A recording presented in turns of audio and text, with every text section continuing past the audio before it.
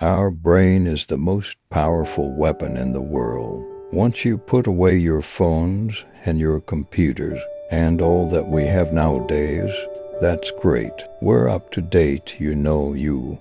But your brain is the only thing you have when you are going through depression. When you're going through hard times, you're going through death, real life. You can't Google that, man. You're alone, you may have a shrink. You're going to. You may have a best friend. You're going to. But there's 24 hours in a day where you're alone in this brain and your brain is talking to you in all kind of ways, and it wants to control you and pull you in these different pockets. If you can't control your own brain and your brain controls you, you gotta tell your brain where you wanna go and how you wanna get there. You gotta control it. If not, it's over. What existed for me was okay, man. How am I gonna make this work? And all I knew back then was hard work. The only way anything gets accomplished. That's all I heard back in those days. You gotta work hard. You gotta work hard. I'm not getting how to. I can't get this paragraph. I can't remember in this paragraph to pass this test to get in the military. Read again.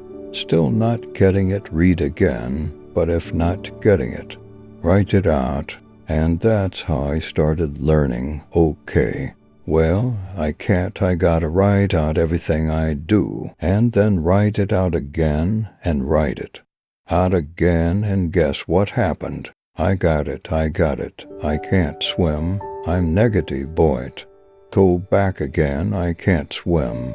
Go back again. Go back again. Go back again. I got it. I realize if I keep going back and going back until the just becomes your mind was safe. Okay, we're gonna figure it out because he is not going to stop. It's not like I'm gonna try one more time. No, I'm gonna. It's just like alarm clock goes off. We're going back. I gave myself no way out. And my mind realized that they said, okay, we're gonna adapt and overcome now. Like a lot of people say, try it hard. Your mind knows, man, you know this guy, me, man. This guy's lying. There's no truth behind it. When I was in the Navy, still training people go, how are you there for 18 months? The program is only 6 months long. You were in 3 hell weeks in 1 year.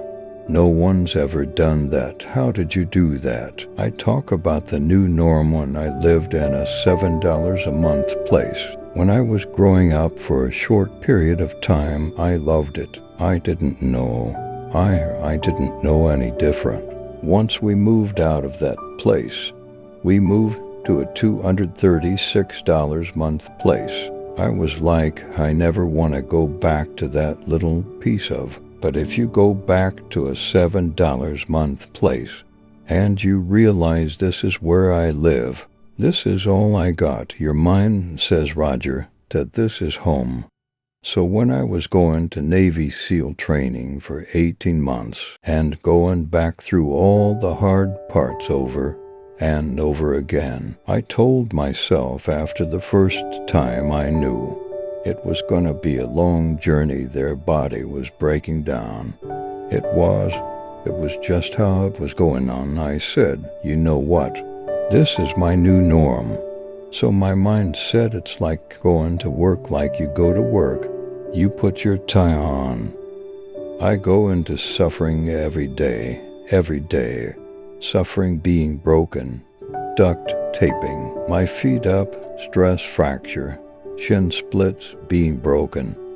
This is my new norm, and your mind says if we're not broken, this ain't normal. We gotta be broken. So then your mind starts to get tougher and more people. How did you run on broken feet, broken shins? My mind knew this is how we operate. We're in, we're in Navy SEAL training. This is what we are. There was nothing outside these walls of hell, nothing I became. I love God, but for a short period of time I became the devil because that was hell. I became the boss, the owner, the CEO of Navy SEAL training. That was my mindset. I thought that was me at my 100% potential. Come to find out a few years later, I wasn't anywhere near. Looking back on that was me trying hard. That's why people gotta understand what is in us. My new norm is that while this isn't always fun, is not always meant to be fun. I want to look at myself in the mirror because I was so disappointed. That accountability mirror I talk about. I was so disappointed in what I saw every day. I wanted everybody to love David Goggins, and a lot of people did. I didn't love myself, but I knew a lot of us want to find peace first. So people say, man, you always talk about this suffering and pain, and I'm at peace right now because I went through that right. It's hard, so you know even the smallest details.